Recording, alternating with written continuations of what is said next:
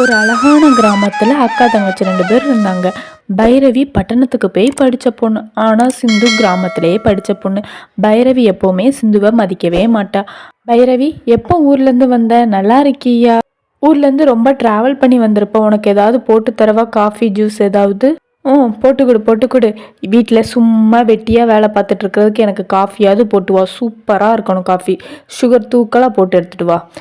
சரி பைரவி, உனக்கு அப்படியே போட்டு எடுத்துகிட்டு வரேன். கொஞ்சம் நேரம் ஆகும், உள்ளே கொஞ்சம் வேலை இருக்குது, அதை முடிச்சுட்டு நான் போட்டு எடுத்துகிட்டு வரேன். சரியா பைரவி? காஃபி போட சொன்னா என்ன போட்டு வச்சிருக்க சிந்து? எனக்கு காஃபியை பார்த்தாலே கொமட்டிட்டு வருது. நீ அக்கான்னு சொல்லி எனக்கு அசிங்கமாக இருக்குது. இப்படியே காஃபி போடுவாங்க? காஃபி போட தெரியாதுன்னா தெரியாதுன்னு சொல்லேன். பேய், எனக்கு வேறு ஏதாவது ஜூஸ் ஏதாவது மாற்றி எடுத்துகிட்டு வா. இனிமேல் உனக்கு காஃபி போட சொல்லிட்டாலும் அப்படியே உன்னை பார்த்தாலே கோவமாக வருது. என் முன்னாடியே நிற்காத, போ இங்கேருந்து. இன்னைக்கு ஒன்று பொண்ணு பார்க்க வராங்க, சரியா? அதனால கிளம்பிடு. சாயங்காலம் 5-5:30 வந்துடுவாங்க. அதுக்குள்ளே வேலையெல்லாம் முடிச்சுட்டு ரெடி ஆயிடு, சரியா? அம்மா, யாருமா உனக்கு என்ன பொண்ணு பார்க்க சொன்னா? எனக்கு இப்போதைக்கு கல்யாண ஆசை எதுவுமே இல்லை. ப்ளீஸ்மா, எனக்கு பொண்ணெல்லாம் பார்க்க வேண்டாம். நான் யாரையுமே கல்யாணம் பண்ணிக்க மாட்டேன்.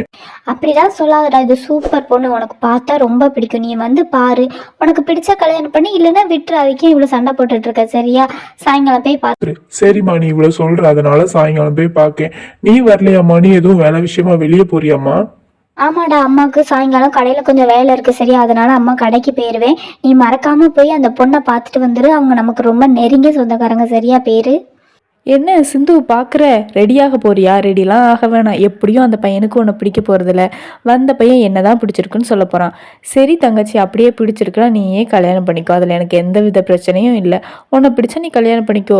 கண்டிப்பாக மாப்பிள்ளை அழகாக இருந்தால் நான் தான் கல்யாணம் பண்ணுவேன். நான் தான் அவன் வேணாமா வேணுமான்னு ரிஜெக்ட் பண்ணுற ஸ்டேஜில் நான் தான் இருக்கேன், நீ இல்லை, சரியா? சரி தங்கச்சி, அதெல்லாம் நினச்சி நான் எப்போவுமே கவலைப்பட போகிறதில்ல, சரியா? மாப்பிள்ளைக்கு உன்னை பிடிச்சாலும் உனக்கு மாப்பிள்ளையை பிடிச்சாலும் கண்டிப்பாக கல்யாணம் பண்ணுங்க. நான் அம்மாட்ட பேசுகிறேன். அதுக்கப்புறம் அங்கேருந்து பைரவி ரொம்ப தும்முறா பேசிட்டு போக ஆரம்பிச்சிட்டா. சிந்து, கிளம்பிட்டியாடி? மாப்பிள்ளை வீட்டுக்காரங்களாம் வரப்போகிறாங்க, அதனால சீக்கிரமாக கிளம்பிடு, சரியா? சொல்லிட்டேன் இந்த வந்துட்டாங்க பாரு. வாங்க தம்பி வாங்க. அம்மா வரலையாப்பா? நீ மட்டும்தான் வந்திருக்க பொண்ணை பார்க்க, தனியாக வரலாமா இப்படி? அம்மா யாராச்சும் இருந்தால் கூட கூப்பிட்டு வந்திருக்கலாம்ல, இப்படி ஒத்தையில் வந்திருக்க. ஊர் உலகம் என்ன பேசும் தம்பி?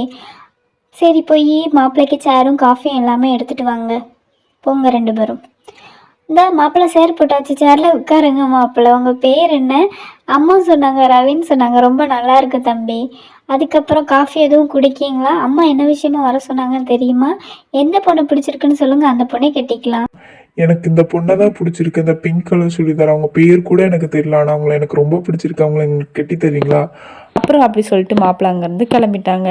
அதை பார்த்து பைரவிக்கு ரொம்ப கோவமாயிட்டு, சிந்துக்கு ரொம்ப ஜாலி ஆயிட்டு.